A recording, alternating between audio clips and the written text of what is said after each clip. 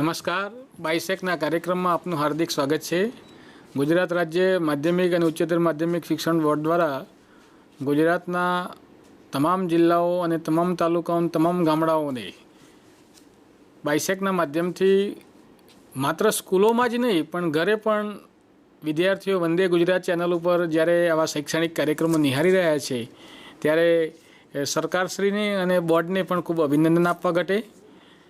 શૈક્ષણિક કાર્યક્રમો જોવાથી અનેક ચેનલો, અનેક પિક્ચરો, અનેક રમતોએ જે વિદ્યાર્થીઓ જોતા હતા એ ધીમે ધીમે હવે શૈક્ષણિક ચેનલ તરફ ફર્યા છે અને આ ખૂબ મોટામાં મોટો બેનિફિટ રહેવાનો શિક્ષણ માટે કે વિદ્યાર્થીઓ ધીમે ધીમે હવે શિક્ષણની ચેનલો તરફ ફર્યા છે અને એ એમના માટે મોટું મૂડીરોકાણ હશે। એ માટે રાજ્ય સરકારને અને શિક્ષણ બોર્ડને પણ ખૂબ અભિનંદન આપવા ઘટે। ધોરણ 9નો અને 11માનો 2016 જૂનમાં નવો અભ્યાસક્રમ અમલમાં આવ્યો। 2017માં જૂનમાં 10માનો અને 12માનો જ્યારે નવો અભ્યાસક્રમ અમલમાં આવી રહ્યો છે એટલે એડવાન્સ આયોજન માધ્યમિક શિક્ષણ બોર્ડનું હોવાથી જ્યારે જૂનમાં બાળક આવે વેકેશનમાં પણ વંદે ગુજરાતની ચેનલ ઉપર આવા સરસ નવા અભ્યાસક્રમના કાર્યક્રમો જ્યારે નિહાળે તો એનું વિષય પરત્વેનું અભ્યાસનું માળખું જાણવાની ઇંતેજારી કેવું આવે છે એ એડવાન્સમાં જાણી શકે એટલા માટે ખૂબ સરસ આયોજન છે। એ માટે બોર્ડને પણ અભિનંદન આપવા ઘટે, શિક્ષણ બોર્ડને અને જે નિહાળી રહ્યા છે એ કાર્યક્રમો એમને પણ હું અભિનંદન પાઠવું છું। આજે ધોરણ 10ની અંદર સામાજિક વિજ્ઞાનનું જ્યારે નવા અભ્યાસક્રમમાં જ્યારે નવું પાઠ્યપુસ્તક આવ્યું હોય એટલે વિષય વસ્તુમાં થોડા ચેન્જીસ આવે એ વાસ્તવિક છે અને એ ચેન્જીસ આવ્યા છે એમાં આપણે હવે નવા અભ્યાસક્રમમાં જ્યારે ઇતિહાસ એકમમાં આપણે જ્યારે ચોથું પ્રકરણ છે અને એ પ્રકરણનું ઇતિહાસમાં નામ છે ભારતનો સાહિત્યિક વારસો, ભારતનો હસ્તકલા લલિત કલા વારસો, પ્રકરણ 2, પ્રકરણ 3 શિલ્પ અને સ્થાપત્ય વારસો અને ચોથો જે વારસો છે એ સતત કન્ટિન્યુઅસ 7 ચેપ્ટર સુધી વારસાની જ વાત છે। ચોથો જે છે સાહિત્યિક વારસો છે જેને લિટરેચર આપણે કહીશું। ભારતની અંદર વિશ્વમાં આપણા જે સાહિત્યની શું નામના છે એ આ પ્રકરણમાં આપણે શીખવા જઈ રહ્યા છીએ। આમ તો આપણે ભણાવીએ છીએ પ્રાચીન સાહિત્યની અંદર કે ભારતનું પ્રાચીનતમ પુસ્તક પ્રથમ પુસ્તક ઋગ્વેદ છે, એની ચર્ચા કરવાની છે। ઘણી બધી ઇતિહાસમાં સંસ્કૃત, વેદો, ઉપનિષદો, આરણ્યકો, વેદાંગ બધી સાહિત્યની અહીંયા ખૂબ સરસ આજે પ્રકરણ નંબર 4ની અંદર ચર્ચા કરવા જઈ રહ્યા છે અને એ ચર્ચા આપને આપના વર્ગમાં અને આપને જ્યારે અભ્યાસ કરતા હશો ત્યારે આપને ખૂબ ઉપયોગી નીવડશે એની મને ચોક્કસ ખાતરી છે। નવો અભ્યાસક્રમ છે, ચેન્જીસ, સોશિયલ પરિવર્તન, સામાજિક પરિવર્તન, ચેન્જ આવવાના જ છે એને આપણે ચેલેન્જ બનાવીએ અને સારામાં સારી રીતે એને શીખવાની કોશિશ કરીએ। નવા અભ્યાસક્રમમાં જ્યારે તમારા વર્ગ શિક્ષકો આપને જ્યારે વિદ્યાર્થી મિત્રો જ્યારે નવા જૂન 2017માં જ્યારે આપના વર્ગમાં આવશે અને જ્યારે આ ચેપ્ટર વિશે તમે પણ બાયસેકના માધ્યમથી વંદે ગુજરાતમાં તમારા ઘરે જોયું હશે એ વખતે આપને ખ્યાલ આવશે, આપના જ્ઞાનમાં ખૂબ વૃદ્ધિ થશે।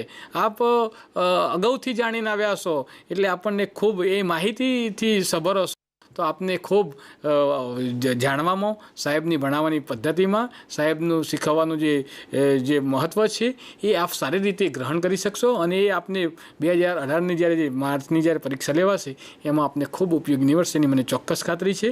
તો હવે ખાસ આપણે વાત કરીશું આપનું જે ચોથું ચેપ્ટર છે આપનો સાહિત્યિક વારસો, પ્રકરણ નંબર 4 પૂર્વ ભૂમિકાની વાત કરીશું। પૂર્વ ભૂમિકા શું છે તો ઘણી વખતે ક્લાસની અંદર આપણે પ્રેઝન્ટેશન કરતા હોઈએ ત્યારે આપણો કન્સેપ્ટ ક્લિયર હોવો જોઈએ કે હું પોતે વિપુલભાઈ આજે પ્રકરણ નંબર 4 ભારતનો સાહિત્યિક વારસો ભણાવી રહ્યો છું તો એની પૂર્વ ભૂમિકામાં થોડી વાત કરો, એનું તમે એવું પ્લેટફોર્મ વધો કે વિદ્યાર્થીઓને ખ્યાલ આવે કે સાહેબ શું કહેવા જઈ રહ્યા છે। તો પેલી વ્યાખ્યા, 1-2 વ્યાખ્યા આવી કહો કે પ્રાગ ઐતિહાસિક યુગ એટલે શું, બોર્ડમાં લખો।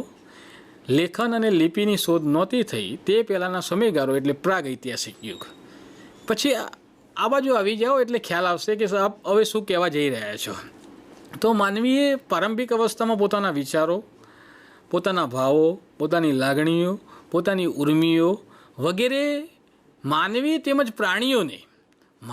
તેમજ પ્રાણીઓ સુધી પહોંચાડવા માટે એમને કેટલાક હાવભાવો કર્યા, કેટલાક સંકેતો આપ્યા કેટલાક ચિત્રોનો આશ્રય લીધો, કેટલાક ધ્વનિ કર્યા, તેમાંથી બોલી અને લિપિનો ઉદ્ભવ થયો.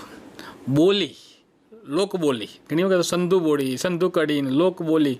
આપણે ગુજરાતી શાયર, રાષ્ટ્રીય શાયર ઝવેરચંદ મેઘાણીએ લોકબોલીમાં સાહિત્ય રચ્યું. દુલાભાઈ કાગે સાહિત્ય રચ્યું અને ચારણી સાહિત્ય રચ્યું.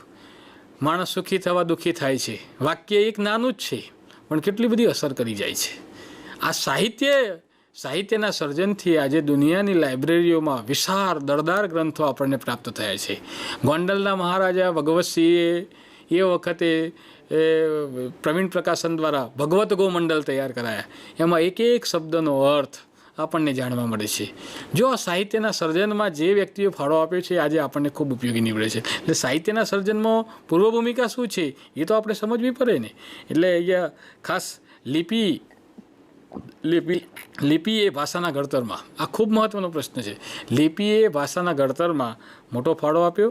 સમયાંતરે પોતાના વિચારો અભિવ્યક્ત કરવા માટે ભાષાનો ઉપયોગ થયો અને આ ભાષાના ઉપયોગના સર્જનાત્મક કાર્યથી સાહિત્યનું સર્જન થયું. આ ખૂબ મહત્ત્વનો પ્રશ્ન છે કે લિપિના ઉપયોગથી ખાસ સમજવાની જરૂર છે. પોતાના વિચારો અભિવ્યક્ત કરવા માટે ભાષાનો ઉપયોગ થયો અને આ ભાષાના સર્જનાત્મક પ્રયોગથી અનેક વિશાળ પાયે સાહિત્યનું સર્જન થયું. આજે તમે તમારી લાઇબ્રેરીમાં જુઓ છો, આ દેશના રાજ્યના શિક્ષકોને મારી એક વિનંતી છે કે ક્યારેક એક નજર લાઇબ્રેરી તરફ તો મારો. લાઇબ્રેરીની અંદર ભરેલા પુસ્તકો પણ એમ કહે છે કે અમને પણ બહાર લાવો, કારણ કે પુસ્તકો વંચાતા નથી. અત્યારે તો એન્ડ્રોઈડ મોબાઈલ છે, મોબાઈલમાં બધું વાંચી લે છે. જેટલો સમય મોબાઈલમાં ગાળો છે ને એટલો સમય પુસ્તક સાથે ગાળશો ને તો આપણો સ્વર્ગ બનશે સાહેબ મિત્રો.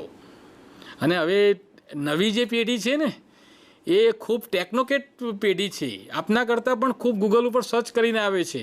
ત્યારે આપણું પ્રેઝન્ટેશન ખૂબ દરદાર અને ચોટદાર હોવું જોઈએ તો જ એને ખ્યાલ આવશે. બાકી હવે આયા ને ગયા એ ગયા. હવે આ પરિસ્થિતિમાં ચેન્જ લાવવો જ પડશે તો જ આપણું વિષય વસ્તુ પરત્વનું પ્રભુત્વ ટકશે. અને એટલા માટે તો આ રાજ્ય સરકારનો અભિગમ છે કે તજજ્ઞ શિક્ષકોના માધ્યમથી રાજ્યની સ્કૂલોમાં અને રાજ્યના વિદ્યાર્થીઓના ઘરે જે વંદે ગુજરાત ચેનલ આવે છે એમાં જુએ છે અને પછી એ વર્ગમાં જુએ છે સાહેબનું અને તરત મૂલ્યાંકન કરે છે કે આ તો સાહેબ સરસ કરતા હતા, અહીં તો આપણે તો કશું નથી કરી શકતા. ત્યારે આ સમસ્યા છે. ત્યારે આપણે ખૂબ મારા સારસ્વત મિત્રોને મારી વિનંતી છે કે આપણે વ્યવસાયને ખૂબ સરસ ઉમદા રીતે એના વર્ગને ઇમ્પ્લિમેન્ટ કરીએ અને ચોક્કસ સારામાં સારું શિક્ષણ વિદ્યાર્થીને મળશે તો એ રાષ્ટ્રનું મોટું મૂડીરોકાણ છે. અને એ સાહિત્યની જ્યારે વાત કરવાની હોય ક્યારેક કોઈ પ્રશ્ન એ બાળક આપણને પૂછી છે કે સાહેબ તમે કેટલા પુસ્તકો વાંચ્યા, ત્યારે શું જવાબ આપો? વાંચવું એ આપણું ઘરેણું છે. શિક્ષક પાસે શું હોય? ચોક હોય, દસ્તર હોય, ચોપડી હોય અને વિચારનો મહાભંડાર છે. આપણી પાસે વૈચારિક શક્તિ હોય, વૈચારિક શક્તિથી જ પરિવર્તન આવી શકશે. તો આપણે વાંચતા થઈએ અને એમને વાંચતા કરીએ એ કામ આપનું છે. ત્યારે સાહિત્યના સર્જનમાં જો વિશ્વમાં ક્યાંય નહોતું ત્યારે બધું ભારતમાં હતું. આ સ્પષ્ટ વાત છે. મારી પાસે ઇતર સાહિત્યની પણ આપણા વેદો ઉપનિષદોના સમયગાળા દરમિયાન જે કોટેશનો છે એની પણ હું આજે વાત આપને કરવાનો છું કે ભારતનું શું મૂલ્ય છે, આ દેશમાં શું હતું, આ દેશમાં નાલંદા, તક્ષશિલા, વલ્લભી આ બધી જે વિદ્યાપીઠો છે એનો શું રોલ હતો. અને આજે વિપુલભાઈ અહીંથી બોલી રહ્યા છે એના પાછળના ઘડતરમાં સાહિત્યનો જ ફાળો છે. મેં સાહિત્યની સાધના ના કરી, હું ભણ્યો ના હોત, હું શિક્ષક ના બની શક્યો હોત. અને એ વાત જ્યારે આપણે કરીશું ત્યારે બાળકમાં એક જબરજસ્ત મેસેજ જશે અને એ શિક્ષણ તરફ વળશે. આપણું કામ વાલિયા લુંટારામાંથી ઋષિ બનાવવાનું છે. આપણે બાળકને શાળાએ આવે ને શાળાએ આવ્યા પછી આપણો પિરિયડની જ્યારે રાહ જોશે ત્યારે આપણું શિક્ષણ છે એ ચોક્કસ દીપી ઉઠશે. એ સાહિત્યના માધ્યમથી આપણે એને સમજાવી શકીશું. એટલે મિત્રો, પ્રારંભિક અવસ્થામાં જ્યારે પણ કથન અને જ્યારે શિક્ષણની ઘણી બધી પ્રવૃત્તિઓ છે, જ્યારે આપણે આપણા વર્ગમાં જ્યારે પ્રેઝન્ટેશન કરતા હોય ત્યારે છેલ્લી બેન્ચીસ બેઠેલો વિદ્યાર્થી તમારા શિક્ષણના કાર્યમાં ઓતપ્રોત થાય ત્યારે સમજી લેવાનું કે એને તમારામાં મજા આવી રહી છે. અને અહીંથી તમારો પિરિયડ પૂરો થયા પછી એક છોકરું એવું કહે કે સાહેબ આજે મજા આવી, તો સમજી લેવાનું કે તમને રાત્રે ઊંઘ આવી જશે અને આ શિક્ષણ માટે આ કાર્યક્રમ છે. એટલે સારસ્વત મિત્રો, આપણે ખૂબ તૈયાર કરીને જઈએ. ઘણી વખતે હું તાલીમ આપતો હોય છું રાજ્યના શિક્ષકોને, તો સાહેબ કે આ ચોથો પાઠ છે ને બહુ અઘરો પડે છે. અઘરો શું કરવો પડે? આપણે એના માટે મનોમંથન કરીએ, કઈ રીતે એને સરળ બનાવી શકીએ. આપણું કામ તો આ જ છે ને. સરળ કઠિન હોય તેને સરળ તરફ લઈ જવાની કાર્યશૈલી તો આપણે હસ્તગત કરવાની છે ને. અને એ જ્યારે એને પ્રેઝન્ટેશન થાય ત્યારે એને ખૂબ મજા આવે. ચોપડીઓ વાંચી જવાથી શિક્ષણ નહીં દીપી ઉઠે.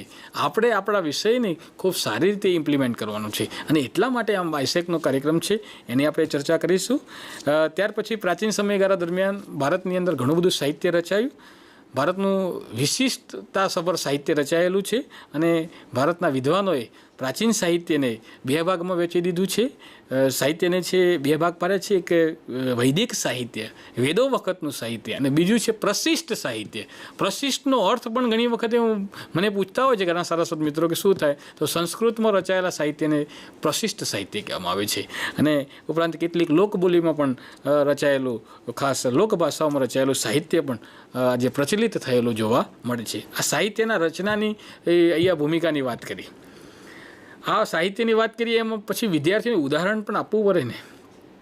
એક ઉદાહરણ કે સાહિત્ય કઈ રીતે રચાયું, કે પ્રારંભિક અવસ્થામાં ભાવો, વિચારો, ઉર્મિઓ વગેરે માનવી અથવા પ્રાણીને એ સુધી પહોંચાડવા માટે હાવભાવ, ચિત્રો, પ્રતીકોનો વગેરેનો આશરો લીધો. અને એમાંથી કે બોલી અને લિપિનો ઉદ્ભવ થયો, અને લિપિના કારણે જ ભાષાના ઘડતરમાં જબરજસ્ત ફાળો આપ્યો. અને ભાષાનું ઘડતર થયું એટલે પોતાના વિચારો અભિવ્યક્ત કરવા માટે ભાષાનો કર્યો.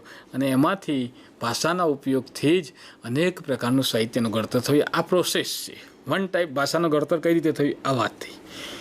બીજી બાજુ એમને વાત કરો તરત જ કે ઘઉં છે, તમે ખેતરમાં વાવો છો, શિયાળામાં થાય છે, રવિ પાક છે, તૈયાર થાય છે, ઘરે આપણે લાવીએ છીએ, સાફ કરીએ છીએ, દળાવીએ છીએ, મમ્મી લોટ બાંધે છે, રોટલી કરે છે, પછી રોટલી થાય છે. શરૂઆતમાં ઘઉં હતા, રોટલીમાં રૂપાંતર થયું. એમ પ્રારંભિક અવસ્થામાં ચિત્રો, પ્રતીકો, એમાંથી ભાષા બોલીને ભાષાનું ઘડતર થયું. અને એમાંથી અનેક પ્રકારનું સાહિત્ય રચાયું. બસ આ એક ઉદાહરણ એને ભાષા સમજવા માટે, ભાષામાંથી જે સાહિત્યનું જે સર્જન થયું એ સમજવા માટે ખૂબ ઉપયોગી નીવડે એવું ઉદાહરણ છે. આપ પણ આવા ઉદાહરણ સાથે જ્યારે બાળકોને ભણાવશો ત્યારે એને ખૂબ મજા આવશે. આ પ્રકારે સંસ્કૃત સાહિત્ય રચાયું. ભારતના ઇતિહાસમાં, ભારતનો હિસ્ટ્રીમાં જ્યારે આપણે એક નજર નાખીએ તો સદીઓથી ભારતમાં વિવિધ ભાષાઓનો ઉદ્ભવ થયેલો જોવા મળે છે. આ ભાષા, એક ભાષાએ બીજી ભાષા ઉપર જબરજસ્ત પ્રભાવ પાડેલો પણ જોવા મળે જ છે. અને એના જ કારણે ભાષાઓના સમૃદ્ધ સાહિત્યમાં પણ પરિવર્તન થયેલું જોવા મળે છે. પરિણામે નવી ભાષાઓ, નવા સાહિત્યનું સર્જન થયું છે. નવા સાહિત્યનું સર્જન થયું હોય એટલે આપણને ખ્યાલ આવે કે કેટલી, મેં અહીંયા આપણા જૂના અભ્યાસક્રમો જ્યારે વાત કરતા હતા કે ભારતના બંધારણના 8મા અનુચ્છેદમાં 18 ભાષાઓનો ઉદ્ભવ થયેલો જોવા મળે છે. દાખલા તરીકે આપણી રાષ્ટ્રીય ભાષા હિન્દી છે, આપણી પ્રાદેશિક ભાષા ગુજરાતી છે, મહારાષ્ટ્રની મરાઠી છે, બંગાળની બંગાળી છે, કે કેરળની મલયાલમ છે. એવી અનેક ભાષાઓ છે. અને એ ભાષાઓમાં અનેક, માત્ર ગુજરાતીમાં જ નહીં, હિન્દીમાં, તમિલમાં, તેલુગુમાં, મરાઠીમાં, અનેક ભાષાઓમાં સાહિત્ય રચાયું છે. અને એ સાહિત્યથી જ આપણું લાઇબ્રેરીઓ સફર થઈ છે. અને સાહિત્ય એક, અહીંયા લોકમાન્ય તિલકનું એક સરસ ઉદાહરણ છે. એ હંમેશા એવું કહેતા કે મને નર્કમાં રહેવા મળે અને નર્કમાં મને પુસ્તકો મળે તો હું ત્યાં રહેવા તૈયાર છું. સ્વર્ગમાં રહેવા મળે, પુસ્તકો નહીં મળે તો હું રહેવા તૈયાર નથી. વિચાર કરો પુસ્તકનું શું મૂલ્ય છે. પુસ્તક એ માણસને બદલી નાખે છે. માણસના વિચારોમાં જબરજસ્ત પરિવર્તન લાવી શકે છે. એટલે ભાષાના ઘડતરથી પુસ્તકોનું સાહિત્યનું સર્જન થયું. સાહિત્ય કેટલા પ્રકારનું, ગુજરાતી સાહિત્ય હોય, હિન્દી સાહિત્ય હોય, ઇંગ્લિશ લિટરેચર હોય, અનેક પ્રકારનું સાહિત્ય રચાયું છે. અને સાહિત્યથી જ આ બધું આપણને જાણવા મળે છે. અને નવા સાહિત્યનું સર્જન થયું તેનું ઉત્તમ ઉદાહરણ સંસ્કૃત ભાષા છે. સંસ્કૃત ભાષાની થોડી વધારે વાત કરવી છે. સંસ્કૃત ભાષા વેદો ઉપનિષદોની ભાષા છે. સંસ્કૃત સાહિત્ય, સંસ્કૃત સા પ્રથમા સંસ્કૃતમ જે ભાષા છે એને ખૂબ ઉત્તમ રીતે આપણે વાત કરવાની છે. વર્તમાન સમયમાં આજે તમે વિચાર કરો કે તમને સંસ્કૃત ભાષા ક્યાં સાંભળવા મળે છે. આજે હું ભણાવું છું, ગુજરાતીમાં ભણાવું છું. સંસ્કૃત ભાષા માત્ર ધાર્મિક વિધિમાં, યજ્ઞ ક્રિયાઓમાં, લગ્નેતર પ્રસંગમાં, કદાચ બ્રાહ્મણો એ લોકગાન કરે છે ત્યાં સુધી આપણને જોવા મળે છે. બાકી સંસ્કૃત ભાષાનો આમ બોલીમાં કે એનો ઉપયોગ થતો જોવા મળતો નથી. પણ મારી તો આ તો જર્મની જેવા દેશમાં સંસ્કૃત માટે વિદ્યાપીઠો સ્થપાય છે. આવું આપણા દેશમાં ના થઈ શકે કે હવે સંસ્કૃત ફરજિયાત હોય બધા માટે. અને એ કાંઈક વિચાર છે, આવો વિચાર ઇમ્પ્લિમેન્ટ થઈ શકે એવો છે. સંસ્કૃત સાહિત્યનું ખૂબ મૂલ્ય વધવું જોઈએ, કારણ કે પ્રારંભિક અવસ્થામાં તમે જુઓ કે રામાયણ હોય, મહાભારત હોય, ઉપનિષદોના ગ્રંથો હોય, પુરાણો હોય, મોટાભાગનું બધું સાહિત્ય સંસ્કૃતમાં જ લખાયેલું છે. અને સંસ્કૃત વેદો ઉપનિષદોની ભાષા છે. ત્યારે સંસ્કૃતનું મૂલ્ય અહીંયા આપણે ખાસ વાત કરીશું કે વિશ્વના અહીંયા મારી પાસે ઘણા મેં સાહિત્યો વાંચ્યા છે, એમાંથી પણ મેં કોટેશનો લખ્યા છે. કારણ કે આ પાઠ એ માત્ર શિક્ષણ પૂરતો નથી, પણ એક સંસ્કૃત ભાષાનું શું મહત્ત્વ છે, ભારતીય સંસ્કૃતિનું શું મહત્ત્વ છે એ જાણવા અને જીવનમાં ઉતારવા માટેનો આ પાઠ છે. માત્ર લિટરેચર સમજવા માટેનો આ પાઠ નથી. એટલે વિશ્વના ઇતિહાસના પૃષ્ઠો તમે જોશો અને ઉઠલાવશો તો ખ્યાલ આવશે કે ઇંગ્લેન્ડ, ગ્રીસ અને રોમ વગેરે યુરોપીય પ્રાંત કે અમેરિકા વગેરે દેશો જ્યારે લોકો જંગલિયાત અવસ્થામાં જીવન જીવતા હતા, ત્યારે હજારો વર્ષ પૂર્વે આપણા પૂર્વજો ભારતમાં અત્યંત વિકસિત જીવન જીવતા હતા. ભારતીય સંસ્કૃતિનો સૂર્ય હજારો વર્ષ પહેલાં 16 કલાએ ખીલેલો હતો. અમેરિકન ઇતિહાસકાર, ચોપડીઓમાં કોટેશનો નથી મિત્રો, જે અભ્યાસુ વ્યક્તિઓ છે ક્યારેક આ નોંધ કરજો, આપને પણ ઉદાહરણમાં કામ લાગશે કે અમેરિકન ઇતિહાસકાર વિલ ડ્યુરાના શબ્દોમાં કહીએ તો ભારત આપણી બધી જ જાતિઓની માતૃભૂમિ અને સંસ્કૃત યુરોપની બધી ભાષાઓની માતૃભાષા છે. સંસ્કૃત યુરોપની બધી જ ભાષાઓની માતૃભાષા છે. સર મોનિયર વિલિયમ્સ કહે છે કે માતૃભાષા માટે શબ્દો ટાંક્યા છે, એમની માતૃભાષા માટે શબ્દો ટાંક્યા છે કે સંસ્કૃત ભાષાનું પાણીનીનું આવશે અંદર. સંસ્કૃત ભાષાનું પાણીનીનું વ્યાકરણ માનવ મસ્તિષ્કની અદ્ભુત ક્ષમતાનું પ્રતીક છે. માનવ મસ્તિષ્કની અદ્ભુત ક્ષમતાનું પ્રતીક છે. અષ્ટાધ્યાયી નામનો જેમનો સંસ્કૃતનો વ્યાકરણ ગ્રંથ છે, ઈસવીસન પૂર્વે 4મી સદીમાં લખાયેલો છે. આજ સુધીમાં સર વિલિયમ્સ મોનિયર્સ એવું કહે છે કે આજ સુધીમાં દુનિયામાં કોઈ પણ દેશે આવું વ્યાકરણ આપ્યું નથી. અને એવું વ્યાકરણ ભારતમાં ઈસવીસન પૂર્વે 4મી સદીમાં આપણા મહર્ષિ ઋષિ પાણીનીએ આપણને આપ્યું છે. અષ્ટાધ્યાયી નામનો ગ્રંથ આપ્યો છે.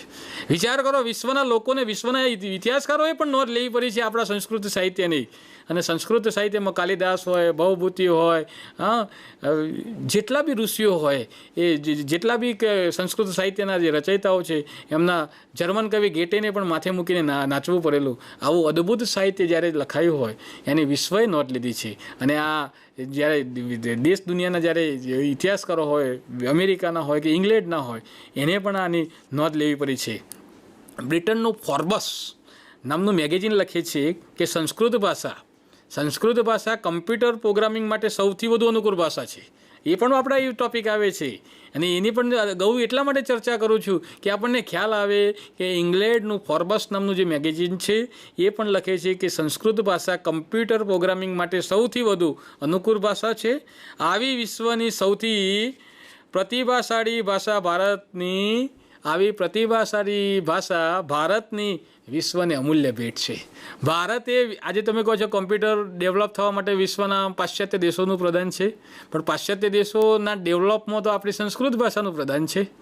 અને આપણે આપણા દેશનું જ્યારે મૂલ્યની વાત આવે ત્યારે ચોક્કસ ગર્વથી કહી શકીએ કે હું એ દેશનો નાગરિક છું જે દેશે વિશ્વને આવી સંસ્કૃત ભાષાની ભેટ આપી છે. અને એ વિશ્વના દેશના લોકોને આપણે કંઈ પૈસા આપી નથી બોલાવતા કે સંસ્કૃત ભાષાનું શું મૂલ્ય છે. એમને સ્વીકારવું પડ્યું છે કે વાસ્તવિકતા આ છે. યુરેનિયમ અને થોરિયમની ટેકનોલોજી બોમ્બ બનાવવાની પણ આપણા ગ્રંથોમાં પડેલી. અને એટલા માટે તો જે હિટલરના સમયગાળા દરમિયાન જર્મનીની અંદર સંસ્કૃત ભાષાઓ, કારણ કે આપણા જે ગ્રંથો છે એમાં જ આ બધી ટેકનોલોજી પડેલી છે. અને પાશ્ચાત્ય દેશો પણ સ્વીકારતા થયા છે કે વિશ્વમાં જે છે એ બધું જ ભારતમાં હતું. વિશ્વમાં કશું નહોતું ત્યારે ભારતમાં બધું હતું. આ સ્પષ્ટ વાત છે. ટેકનોલોજી ગમે તેવી આવશે પણ આપણા બધા જ ગ્રંથોમાં આ બધી જ ટેકનોલોજીનો ઉલ્લેખ જોવા મળે છે. અને જ્યારે વૈદિક સાહિત્ય તરફ તમે ઇતિહાસને છે ને વૈદિક સાહિત્ય તરફ લઈ જવાની ખૂબ જરૂર છે. મારું ઇતિહાસનો સ્ટુડન્ટ છું એટલે મારે ખાસ વિનંતી છે કે ઇતિહાસને વૈદિક તરફ લઈ જવાની જરૂર છે. અને આપણા પેઢીને અત્યારે વિદ્યાર્થીઓને આપણે પૂછવાની વાત કરીએ કે સર આઇઝેક ન્યૂટન કોણ છે, પણ આર્યભટ્ટને પૂછવાનું તો નહીં ખબર હોય. અને એ જરૂર છે કે ન્યૂટનને જાણે તો આપણો વાંધો નથી, પણ આર્યભટ્ટ વિશે તો ખૂબ જાણવો જ જોઈએ. એ નવું અભ્યાસક્રમ આપણે એસએસમાં મૂક્યું છે, ખૂબ અભિનંદનને પાત્ર છે. આ બધી વાત જ્યારે સાહિત્યની વાત આવે ત્યારે આવા પ્રેરણાત્મક ઉદાહરણો આપણા વર્ગમાં આપવા જ પડશે. ત્યારે બાળકને ખ્યાલ આવશે કે સાહેબ માત્ર શિક્ષણથી થોડા બહાર આવીને આપણે વાત કરવી પડશે. આપણી પાસે ઇતર સાહિત્યનું વાંચન હોવું જોઈએ, એનાથી જ આપ બોલી શકશો. એટલે સાહિત્યની ખાસ વાત થઈ. મહર્ષિ પાણિનીએ આ પૂછાય છે પ્રશ્ન કે મહર્ષિ પાણિનીએ સંસ્કૃતના કયા વ્યાકરણ ગ્રંથની રચના કરી, તો આપણને ખબર જ હોય કે અષ્ટાધ્યાયી નામના ગ્રંથની રચના ઈસવીસન પૂર્વે 4મી સદીની અંદર આપણને કરેલી જોવા મળે છે. અને સંસ્કૃત ભાષાને આર્ય ભાષા એટલે ઋષિઓની ભાષા તરીકે ઓળખવામાં આવે છે. આર્ય ભાષા, આર્ય સંસ્કૃતિનો પ્રભાવ અહીંયા જબરજસ્ત જોવા મળે છે. ઋષિની ભાષાનો પ્રભાવ અહીંયા જોવા મળે છે. વિદ્વાનોની ભાષા તરીકે પણ એને ઓળખવામાં આવે છે. આજના સમયમાં વિશ્વ કક્ષાએ મેં અમે ઉદાહરણ આપ્યા, ફોર્બસ મેગેઝિનના માધ્યમથી આપ જાણી શકો છો.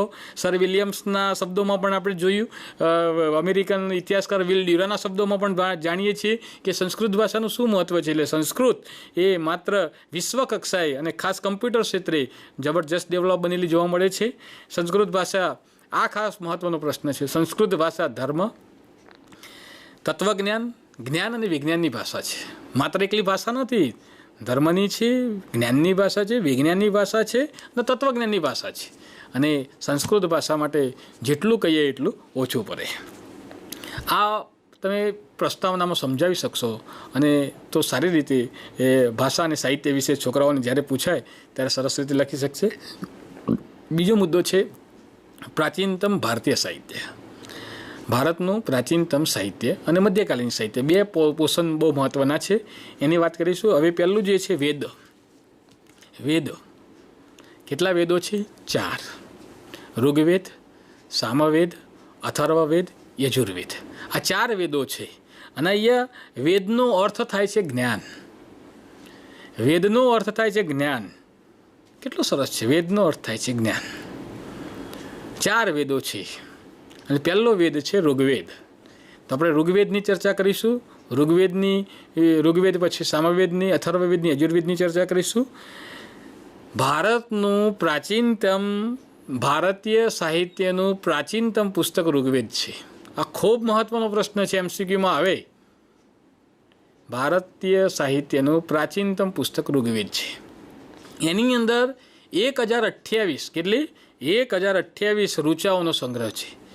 1028 ઋચાઓનો સંગ્રહ છે. ઋગ્વેદને 10 ભાગમાં વહેંચવામાં આવ્યું છે. 10 ભાગમાં વહેંચવામાં આવેલો અદ્ભુત ગ્રંથ છે. અને આ ઋચાઓ મોટાભાગની બધી ઋચાઓ છે દેવની સ્તુતિની છે. દેવની સ્તુતિ કરીએ છીએ ને આપણે કરીએ છીએ, સ્તુતિએ કરીએ છીએ, એનો મંત્રોચ્ચાર પણ કરીએ છીએ. દેવની સ્તુતિ છે. અને આ સ્તુતિ મોટાભાગે સ્તુતિ ક્યારે થાય? યજ્ઞ પ્રસંગે આવી સ્તુતિઓનો ઉપયોગ થતો હતો. અને મોટાભાગની જે એની ઋચાઓ છે એ ઉષા સવારને સંબોધતી એ સ્તુતિઓ ખૂબ મનમોહક છે. આ ગ્રંથ ખાસ ખૂબ સમજવા જેવું છે આ નવા અભ્યાસક્રમમાં કે આ ગ્રંથ સપ્તસિંધુ પ્રદેશમાં વસેલા આર્યો સિંધુ નદી સપ્તસિંધુ પ્રદેશ છે. અને ત્યાં આર્યોના સમયગાળા દરમિયાન આર્યોની રાજકીય, સામાજિક, આર્થિક, ધાર્મિક બાબતોનું વર્ણન કરે છે. અને આર્યોના સમયગાળા દરમિયાનનું તમામ પાસાઓનું વર્ણન કરતો જો કોઈ ગ્રંથ હોય તો એ ઋગ્વેદ છે. અને ઋગ્વેદની વાત અહીંયા છે. ઋગ્વેદ પછી બીજા 3 ગ્રંથોનું સર્જન થયું. અને એમાં સામવેદમાં ઋગ્વેદની ઋચાઓનું ગાન કરવામાં આવે છે. શ્લોકોમાં રાગ અને લય સાથે ગવાય છે. તેથી સામવેદને, આ પ્રશ્ન પણ પરીક્ષામાં ખૂબ પૂછાય છે, સામવેદને સંગીતની ગંગોત્રી કહેવામાં આવે છે. સામવેદને સંગીતની ગંગોત્રી તરીકે સંબોધવામાં આવે છે. આ પણ અંડરલાઇન કરવાનું. એમ શિક્ષક મિત્રોને મારી વિનંતી છે કે તમારા ક્લાસમાં પહેલા જ દિવસે આવી સૂચના આપી દેજો. જૂનમાં 5મી તારીખે આપણું વેકેશન પૂરું થાય છે, 6ઠી તારીખે સ્કૂલ શરૂ થાય તો જ્યારે ચોપડી એમના જોડે હોય ત્યારે હાથમાં પેન્સિલ હોય, ચોપડીઓમાંથી જ પેપર નીકળે છે. અંડરલાઇન કરાવતા રહેવાનું અને એને એક નોટ્સ બનાવડાવો. દુનિયાની તાકાત છે કે ગમે ત્યાંથી એમસીક્યુ કાઢે, તમારા છોકરાને આવડે જ. હું આ કરાવું છું, અમારા છોકરાને ખ્યાલ આવે છે કે સાહેબ જે અંડરલાઇન એ આવે છે. આપણું કામ આ છે. અને એ અંડરલાઇન કરે ને એ જે જરૂરી છે એ ટીક કરે ને પછી લખે ને એટલું ખાલી સમરી વાંચી જાય ને તો એ મોટાભાગના MCQ આવડી જાય. નપાસ થવા અરજી કરવી પડે.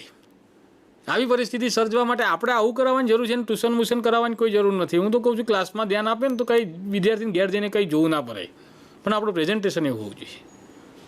ખોટા વાલીઓના ખર્ચ કરવાની જરૂર નથી. ગામડામાં ભણે મારા છોકરાઓને કોઈ ટ્યુશનની જરૂર નથી. શું કરવા ગરીબ છોકરાઓને ટ્યુશન કરાવવાનું? ટ્યુશનમાં શીખી લેજો. ટ્યુશનમાં શું હોય? ટ્યુશનમાં કંઈ બહારથી ફોરેનથી સાહેબ આવવું છે? ગુજરાતના સાહેબો ભણાવે છે, પણ એવું વર્ગમાં સારું ભણાવે તો જોરદાર થાય. અને એ કરાવવાની ખૂબ જરૂર છે. જેનો રોટલો ખાતા હોય ને એને વફાદાર રહેવું. આ શુદ્ધ ગણિત છે. આપણા વેદો ઉપનિષદો શું શીખવે છે? આપણે સંગીતની ગંગોત્રી તરીકે રહેવાનું છે ને. આપણે આપણા બાળકોને ગંગોત્રી, જ્ઞાનની ગંગોત્રી વહાવવાની છે ને. અને એ આપણું કામ છે. અને એ આપણે કરીશું તો આપણું રાજ્યનું જે બાળક છે એ દુનિયામાં ટકી શકશે. ટક્યું છે. આજે મહાત્મા ગાંધીથી માંડીને વાત કરો, સરદાર પટેલથી માંડીને, મોરારજીભાઈ દેસાઈથી માંડીને, ભાઈ કાકાથી માંડીને HM પટેલ સુધી ગુજરાતે ઘણું બધું દેશને આપી છે. અને આપણે આવા નાગરિકો તૈયાર કરવા છે. આપણે તો ઘડવૈયા છે. અને એ ત્યારે આપણી સંસ્કૃતિનો જે પ્રભાવ છે, નરેન્દ્ર મોદી પણ આપણે દેશને આપ્યા છે અને ગુજરાતે જ આપ્યા છે. અને એ કામ આપણે કરવાનું છે અને આપણે કરી રહ્યા છીએ. આપણે તો મોટા ઉત્તમ શિલ્પી છીએ. પથ્થર આપ્યો તો એને આપણે મૂર્તિ બનાવી શકીએ છીએ. આપણું કામ આ છે, આપણે બાળકોને વર્ગમાં આવા ઉત્તમ પ્રેરણાત્મક વાતોથી, એમના પ્રસંગોથી એમનામાં એક ભાવ જગાડવાનો છે. અને જ્યારે ભાવ જાગશે શિક્ષણનો, એમને વેદો શું છે, ક્યારેક 1,000 રૂપિયાનો વેદ મળે છે. જ્યારે હું ઘણી વખતે કેમ્પ લાગ્યા હોય છે, ટેન્ટ લાગ્યા હોય છે જ્યારે આના પુસ્તકોના, ત્યારે અમારા રસિકભાઈ છે તેલના આચાર્ય, એ મને લઈ ગયેલા ટાઉન હોલમાં. ત્યાં સેલ લાગેલો, એ 4 વેદો લીધેલા, 1,000 રૂપિયાના એક વેદ. 1,000 રૂપિયામાં તો હોટલમાં જમવા જઈએ તો એ નોર્મલ બિલ આવી જાય છે. તો વેદો બતાવો, ગાંધીજીના અક્ષરદેવ બતાવો. મારી સ્કૂલમાં છે, હું છોકરાઓને બતાવું છું. એની પ્રસ્તાવના રાજેન્દ્ર પ્રસાદે લખેલી છે. એક શબ્દ તમને ચક્કર લાવી દે. બસ આ સાહિત્ય શું છે?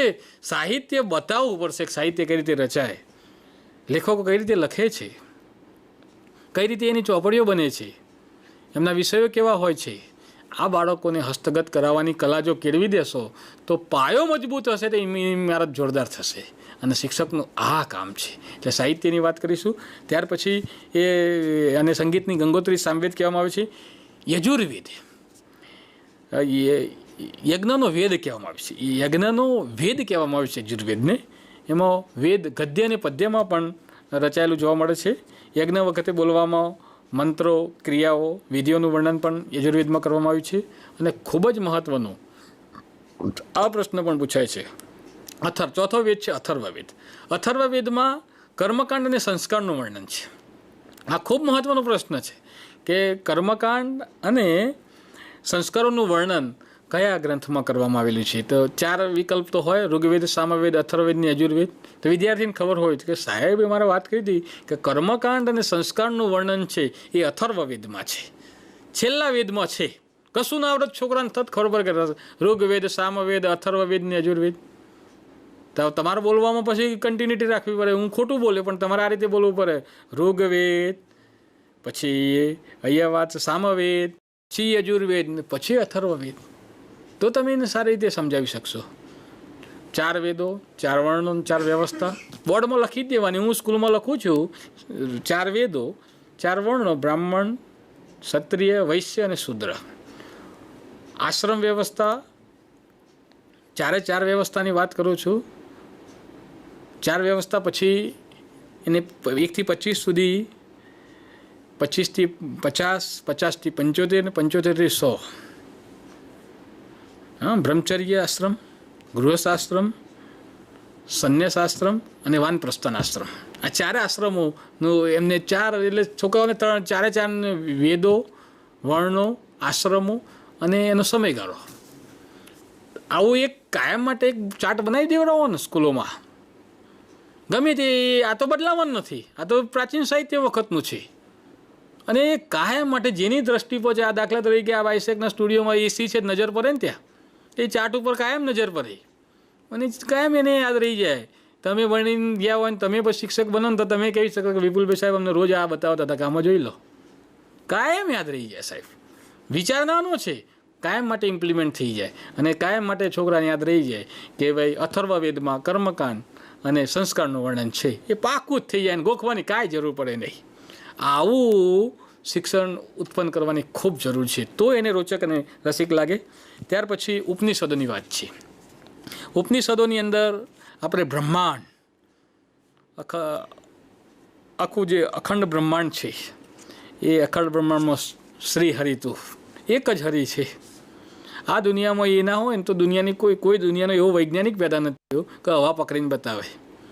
જીવ છે તો શિવ છે, શિવ છે તો જીવ છે. આ સ્પષ્ટ સમજી લેવાની જરૂર છે. એટલે ઉપનિષદોની અંદર બ્રહ્માંડનું જીવન, આરંભ, મૃત્યુ, ભૌતિક, આધ્યાત્મિક જીવન, જ્ઞાન, પ્રકૃતિ, બીજા અનેક દાર્શનિક પ્રશ્નોનું વિવેચન પણ કરવામાં આવ્યું છે. બૃહદારણ્ય અને છંદોગ્ય, બૃહદારણ્ય અને છંદોગ્ય શરૂઆતમાં પ્રારંભિક ઉપનિષદો છે અને ઉપનિષદો સંવાદના સ્વરૂપમાં છે. અને મુક્તિકો ઉપનિષદોની સંખ્યા 108 છે. આ પણ પૂછાય કે મુક્તિકો ઉપનિષદોની પ્રારંભિક સંખ્યા કેટલી છે? તો 108. એ આપણે ખાસ સમજાવી શકીએ બાળકોને, અને બાળક સારી રીતે પણ સમજી શકે. ઉપનિષદો પછી આવ્યા બ્રાહ્મણ ગ્રંથો. આ ખૂબ સમજવા જેવી છે કે વેદો પછી ઉપનિષદો. આવું પણ પૂછાય વિદ્યાર્થીની સમજ માટે. આવો પ્રશ્ન હોય તો શિક્ષકો પણ બહુ જાણે કે છોકરાઓની આઈએએસની પરીક્ષા કે જીપીએસસીની યુપીએસસીની પરીક્ષા હોય ને એવા તાર્કિક પ્રશ્નો પણ ક્યારેક મૂકી દેતા હોય છે કે ક્રમશઃ ગોઠવો વેદો, પછી ઉપનિષદો, પછી આરણ્યકો, બ્રાહ્મણ ગ્રંથો, પછી આરણ્યકો અને પછી વેદાંગ. હવે આ તો બધું કન્ટેન્ટ જેનું પાવરદાર હોય ને જ ખબર પડે કે પહેલું તો વેદો આવે તો બરાબર છે, પછી ઉપનિષદો આવે બરાબર છે, પછી બ્રાહ્મણ ગ્રંથો આવે બરાબર છે, પછી આવે આરણ્યકો અને પછી આવે વેદાંગ. ક્રમશઃ ગોઠવો, જેમ પાષાણ યુગ, તામ્ર યુગ, લોહ યુગ ને અણુયુગ. આ રીતે જેમ ગોઠવીએ છીએ એમાં આ ગોઠવવાનું થાય ત્યારે એની કન્ટેન્ટ પાવરદાર હોય ત્યારે એ સારી રીતે ગોઠવી છે. સારી વસ્તુ છે એ. એના તરત્વીનો પૂરો એની જે સમજ શક્તિ છે કેળવવી જોઈએ, એ પણ સારી વસ્તુ છે. વેદોના મંત્રોનો અર્થ સમજાવવા માટે તેના ઉપર પદ સ્વરૂપે રચાયેલી ટીકાઓનો બ્રાહ્મણ ગ્રંથોમાં સમાવેશ થયો છે. અને જુદા જુદા યજ્ઞો વખતે તેની વિધિઓને, તેની લગતી જે વિધિઓનું છે, તે જે યજ્ઞ વખતે જે એની વિધિઓ છે એનું માર્ગદર્શન એ આપણને બ્રાહ્મણ ગ્રંથોમાં જોવા મળે છે. આરણ્યકો એટલે આર્યો તેમના જીવનનો અંતિમ સમય અરણ્ય એટલે વન, અરણ્યમાં જઈને ગાળતા. અરણ્ય એટલે વનમાં જઈને ગાળતા હતા. અરણ્યનો અર્થ થાય વન. અરણ્ય એટલે આશ્રમ બાંધી અને સતત ચિંતન કરી આશ્રમમાં રહેવું. આશ્રમ વ્યવસ્થા હતી ગુરુકુળ વખતે. આશ્રમમાં બાંધી અને ત્યાં રહેવું, ચિંતન કરી તત્વજ્ઞાનથી ભરપૂર સાહિત્ય ને આરણ્યકો કહેવામાં આવે છે. આટલું બધું સાહિત્ય કાંઈ બેસીને ન લખાય, એ તો કઠોર પરિશ્રમ કરે છે. આપણા ઋષિ મુનિઓની અથાત પરિશ્રમનું આ પરિણામ છે. આ કાંઈ દંતકથાઓ નથી, એ તો વાસ્તવિકતા છે ભાઈ. જે દિવસે તમને આનો મર્મ સમજાશે ને એ દિવસે ખૂબ મહર્ષિ અરવિંદ પાંડિચેરી આશ્રમમાં એમનું તત્વચિંતન જુઓ, વિવેકાનંદનું તત્વચિંતન જુઓ, દેશના સાહિત્ય, દેશના દુનિયાના તમામ મહાપુરુષો થઈ ગયા, એમના જીવન ચરિત્રો વાંચો તો એમના જીવનમાં પરિવર્તન લાવવામાં સાહિત્ય જબરદસ્ત ફાળો આપે છે.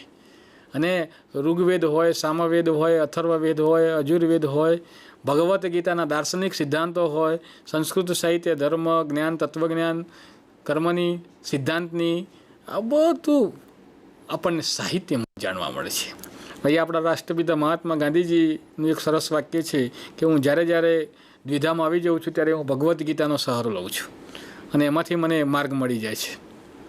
અને આપને જાણો છો મહાભારતમાં કૃષ્ણને જ્યારે અર્જુનને ભગવાન કર્મના સિદ્ધાંતની જ્યારે વાત કરે છે અને એને ઉપદેશ આપે છે, આપણું કાર્ય કર્મ કરવાનું છે. પછી એમાં પછી મામાના માસીના ભાઈ શું જો સામે હોય યુદ્ધ જ કલ્યાણ.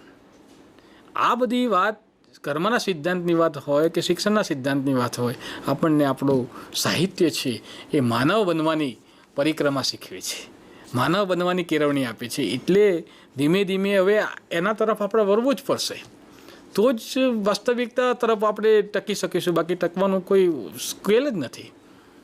આજે માનવ બને તો બહુ સારું. માનવ બનાવવાની કેળવણી છે. શિક્ષકો રોલ મોડલ ક્યારે બાળકોના બની શકશે? પણ હું જ મસાલા ખાતો હોય તો હું ક્યારે કહી શકું કે ભાઈ તમારે નહીં ખાવાના? છોકરો મનમાં બે કે તમે બંધ કરો ને. શરૂઆત મારાથી કરવી પડશે. એમ વાંચન મારાથી શરૂઆત કરવી પડશે. કોઈ પણ સુધારાની શરૂઆત મારાથી કરવી પડશે. હું સંડાસ સાફ કરતો હોય તો છોકરા કરવાના જ છે. નરેન્દ્ર મોદી ઝાડુ માર્યું, પ્રાઇમ મિનિસ્ટર ઝાડુ મારે કઈ બહુ મોટી ઉપલબ્ધિ છે, પણ શરૂઆત કરી સ્વચ્છ ભારત. આજે જોઈએ એનો કેટલો ડેવલપ છે. આ એક વિચાર છે. બાળકોમાં પણ આપણે આ જ વિચાર મૂકી અને સાહિત્ય તરફ એમને વારવાના છે. એમને પહેલાં બતાવો, એમને દૃષ્ટિકોણ બદલો, અને તો જ આ બધું જે છે આપણા વેદો ઉપનિષદો આરણ્ય એના વિશે સારી રીતે સમજાવી શકીશું, ચિંતન ભરપૂર કરી શકશે, અને એ ધીમે ધીમે પુસ્તક તરફ વળશે, સાહિત્ય તરફ વળશે, અને એનામાં અભ્યાસ તરફની જે ભાવના છે એ વધુ પ્રબળ બનશે.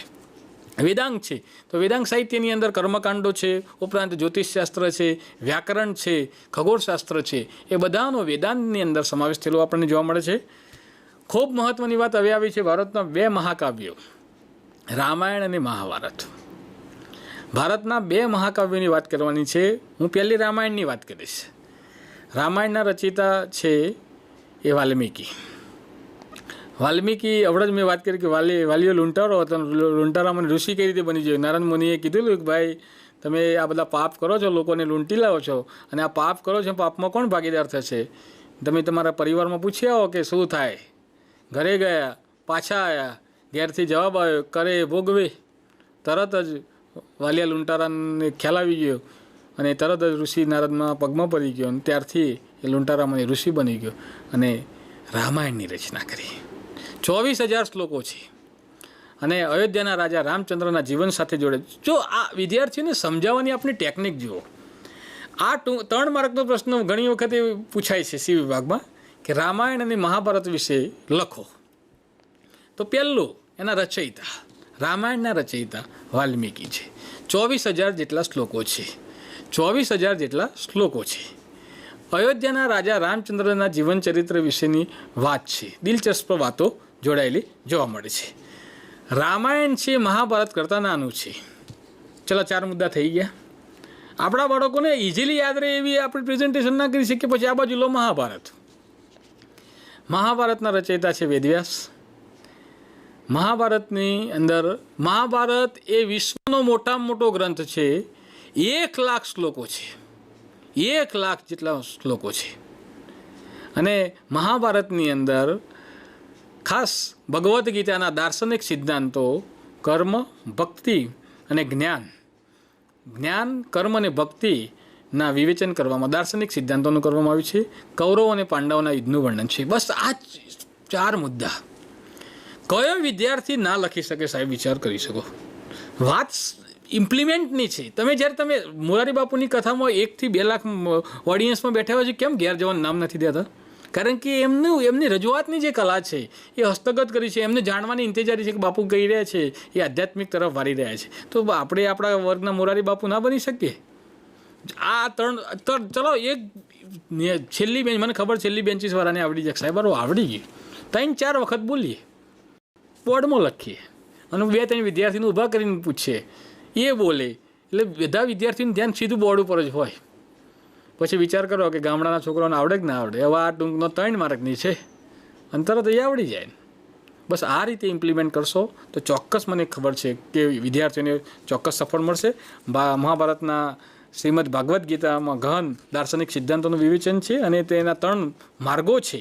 મોક્ષ પ્રાપ્તિના 3 માર્ગો છે, અને એ પહેલો માર્ગ છે જ્ઞાન, બીજો માર્ગ છે કર્મ, અને ત્રીજો માર્ગ છે ભક્તિ માર્ગ. અને 3 માર્ગોનું આપણને એ રામાયણ મહાભારતમાં જોવા મળે છે. વિશ્વનો મોટામાં મોટો મહાકાવ્ય છે મહાભારત છે. 1,00,000 શ્લોકો છે. દિલચસ્પ ઘટનાઓ છે, ઘણી જોડી દીધી છે. ટીવીમાં સિરિયલ પણ આવે છે રામાયણ અને મહાભારત, મેં જોયેલી. હું સઢામાં જ્યારે ગામડે રહેતો હતો એ વખતે અમારા પ્રમોદભાઈ ગોર છે, એમના ઘેર પહેલી ટીવી આવેલી. અમે લાઇનમાં ઊભા રહીને રામાયણ જોતા હતા. પછી મહાભારત આવી. અત્યારે બધાને ઘેર ટીવી છે. આવી એક સમય હતો, અને એ ગામડામાં પરિસ્થિતિ જોયેલી છે, એટલે મને ખ્યાલ છે. આજે રામાયણ, આજે હજારો ને કરોડોના દિલમાં આજે રામાયણની આસ્થા છે. રામાયણ જોવે હનુમાનજી આજે હનુમાન જયંતિ છે એ એમનો પણ પ્રભાવ છે. હનુમાનજી રામજીના કેવા પરમ ભક્ત હતા અને એ ભાવ છે, ગુરુ શિષ્યની જે પરંપરા છે એ આપણા સાહિત્યમાં જોવા મળે છે. અને એ આપણે સાહિત્યની જ્યારે વાત કરતા હશો ત્યારે બાળકોને રોચક બનાવવું એ આપના હાથમાં છે. આપ જ્યારે રોચક બનશો તો ચોક્કસ આપણે આપણા વર્ગને સરસ રીતે બનાવી શકીશું. રામાયણ ને મહાભારત બંને મહાકવિનું સદીઓ એટલે એક સદી નહીં, સદીઓ સુધી કરોડો લોકોના વિચારો અને સાહિત્ય સર્જન ઉપર ગ્રહણ પ્રભાવ પાડ્યો અને એ ભારતમાં સંસ્કાર સિંચનનું પ્રેરક કાર્ય કરે છે. રામના આદર્શો આપણે તો આજે આપણા પિતાશ્રીનું કીધેલું માનતા નથી, જીદ કરીએ કે મારા પપ્પા આ જોઈએ જ. રામચંદ્ર ભગવાનને દશરથ રાજાએ માત્ર એટલું કીધું કે તમારે 14 વર્ષ વનવાસ, કશું પૂછવા નથી રહ્યા. સંસાર ત્યાં પોતાના સીતાજીને લઈને લક્ષ્મણને લઈને વનમાં નીકળી ગયા. ઓહો પિતાશ્રી આટલી નાની વાતમાં આટલું દુઃખ. પિતાશ્રીની એક નાની વાતથી અને અત્યારે તો પિતા એટલે શું, માતા એટલે શું, માતૃદેવો ભવ, પિતૃદેવો ભવ અને આચાર્ય દેવો ભવ, આ 3 સંસ્કૃતિનો વિનિયોગ જો કોઈ જગ્યાએ જોવા મળે ને તે ભારતમાં જોવા મળે. આ સ્પષ્ટ વાત છે ભાઈ. કશું નહીં શીખવાનું તો આટલું શીખવી દેશો ને તો બહુ છે.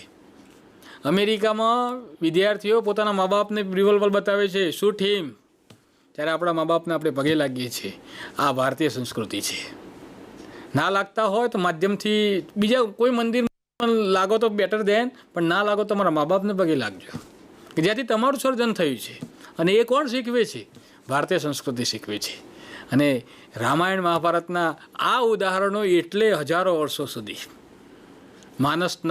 માનસમાંથી નથી જઈ શકતા, કારણ કે એ ભારતીય સંસ્કૃતિનો વાસ્તવિક પ્રભાવ જોવા મળે છે. હું વાસ્તવિક શબ્દ વાપરું છું અને એનો મને ચોક્કસ ગર્વ છે. તો મને ઈશ્વર પ્રગટ થઈને પૂછે ને કે માગ તો આપું, તો હું એવું ઈચ્છું કે મને ભારતમાં જ જન્મ મળે અને મારા ગુજરાતમાં જ જન્મ મળે, કારણ કે આ દેશે વિશ્વને આ આપ્યું છે અને એનો આપણને ચોક્કસ ગર્વ હોવું જોઈએ. વૈદિક સાહિત્યની વાતમાં આ બધી વાતો તમે જ્યાં બાળકોને ઇમ્પ્લિમેન્ટ કરશો ચોક્કસ મજા આવશે. આ યુગમાં સંસ્કૃત સાહિત્યમાં પણ પુષ્કળ સાહિત્ય રચાયું. ધાર્મિક અને લૌકિક સાહિત્યનો સમાવેશ થાય છે. વૈદિક કાર્યને સમજવા માટે મુખ્ય ભૂમિકા ભજવી. સમયગાળા દરમિયાન કેટલાક સ્મૃતિ ગ્રંથો, યાદ રાખીને લખવામાં આવેલા ગ્રંથોને શું કહેવાય? સ્મૃતિ ગ્રંથો. અને શાસ્ત્રો વિજ્ઞાનો, તત્વજ્ઞાનના ગ્રંથો લખાયા. આ ખૂબ મહત્વનો પ્રશ્ન છે. હવે હું જે બોલી રહ્યો છું ખૂબ મહત્વનો પ્રશ્ન છે કે કૌટિલ્યનું અર્થશાસ્ત્ર, આ વખતે પણ બોર્ડની પરીક્ષામાં પૂછાયેલું કે કૌટિલ્યનું અર્થશાસ્ત્ર વહીવટી વિજ્ઞાનની ઉત્તમ કૃતિ છે. ચાણક્યનું વહીવટી વિજ્ઞાનની ઉત્તમ કૃતિ છે. ગણિત હોય, વિજ્ઞાન હોય, સંબંધિત શાસ્ત્રો વિશે ઘણું બધું સાહિત્યના ગ્રંથો રચાયા છે. સ્મૃતિ ગ્રંથોમાં ધર્મ, અનુમોદિત કર્તવ્યો, રીત રિવાજો, નિયમોનું વર્ણન કરવામાં આવ્યું છે. નિયમ તો હોય ને, નિયમો તો પાડવા જ પડે.